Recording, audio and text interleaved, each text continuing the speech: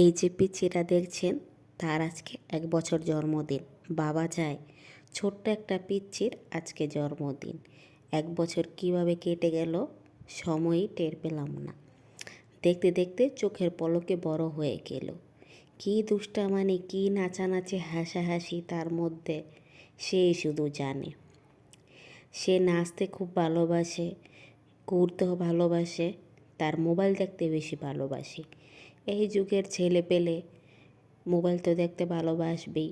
Mobile দেখলে আর তার কিছু লাগে না।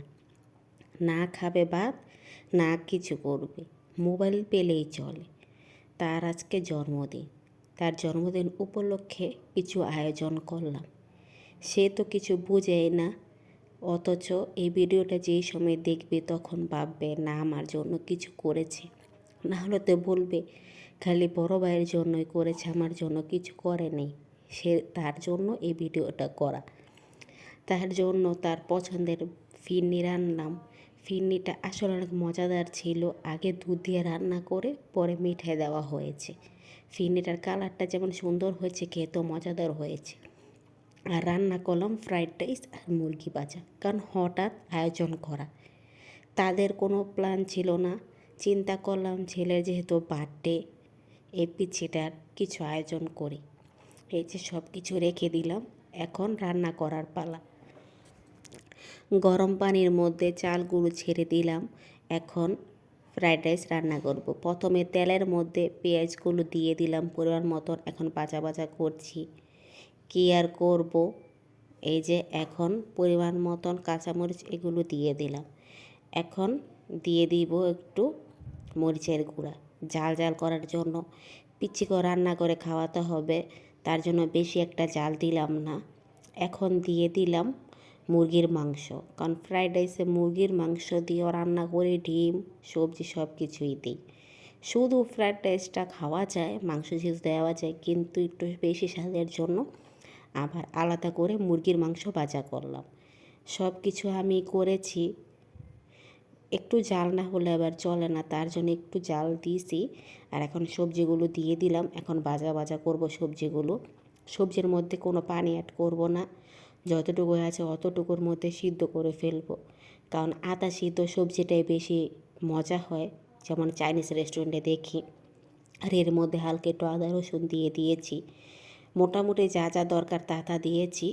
এই যে এখন ভাজা ভাজা হয়ে গেছে।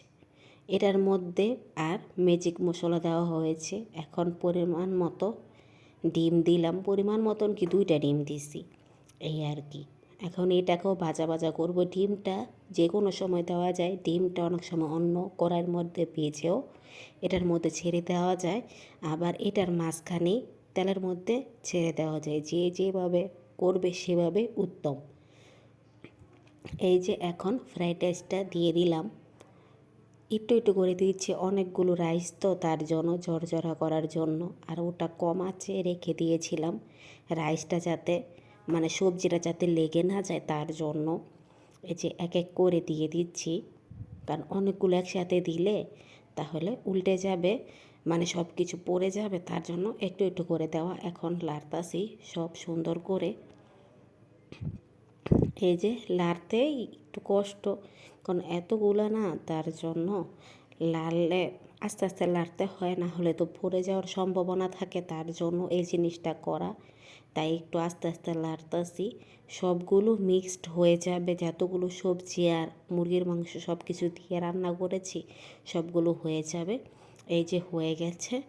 এখন ফ্রাইড রাইসটা দমে দিয়ে রাখবো, আর ওদিকে মুরগি ভাজা করব। ফার্স্টে শুধুই মুরগি ভাজা করতাম, তারপর একটা প্ল্যান এলো দেখি ময়দা দিয়ে করে কেমন হয়।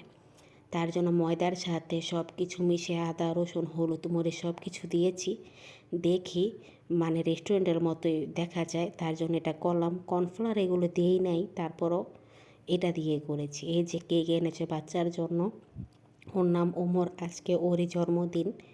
ওর আজকে 2 বছর পূর্ণ হলো, তার জন্য একটু ছোটোখাটো মানে বাড়ির মধ্যে ঘরোয়া পদ্ধতিতে জন্মদিন করা। যদি পারতাম তাহলে কেকটাও বানাতাম, এটা তো আর পারি না, তার জন্য কিনে আনতে হয়েছে।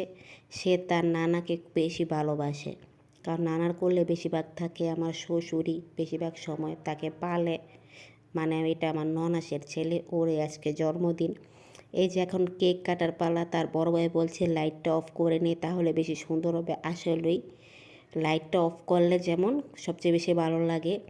উনি কি হাততালি দিবে, উনি চাইতেছে মানে কেকটা যাতে নষ্ট করে লাগ, এই টাইপের জিনিস। ও তো আর বোঝে না, ছোট, তার জন্য। আর আমরা সবাই মানে কেক ওর নামের খাইছি, কিন্তু আমরাই, ও এক পিসও খাই নাই।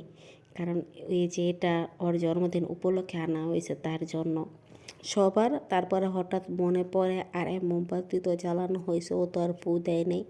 আবার মোমবাতি জ্বালাইয়া তারপরে তাকে ফু দেওয়ার চেষ্টা, সে তো বারবারই ধরতেছে। তার খালামণি মিলে চেষ্টা করতেছে ফু দেওয়ার জন্য। দুজন মিলে ফু দিল, সবাই একবারে খুশি। আর সে তাকাই রয়েছে। তারপরে সবার খাবার পালা, খাবার হয়ে গেছে।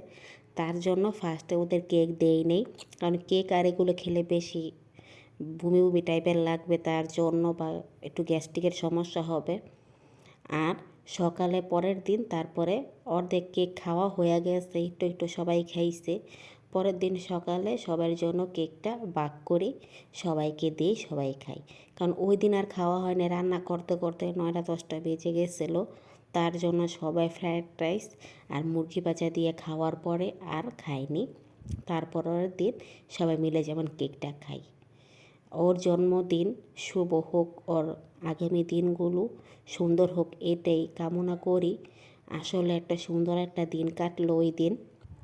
সবাই মিলে অনেক মজা করছি ঘরোয়াভাবে। কিন্তু অনুষ্ঠান এগুলো করলে এই মজাটা করা যায় না, ঘরের মধ্যে যে মজাটা হয়, এই আর কি। আমার কেক কাটা শেষ, এখন সবাইকে কেক দিব। একটা সাইজ বড় হয়েছে, একটা সাইজ ছোট হয়েছে, কি আর করব, মানে একটু টাইপের হয়েছে। যার ছোটোটা দরকার ছোটোটাই দিব, বড়টা দরকার বড়টাই দিব। মানে কেক সমানভাবে কাটতে পারি নাই। আজকে এই পর্যন্তই শেষ।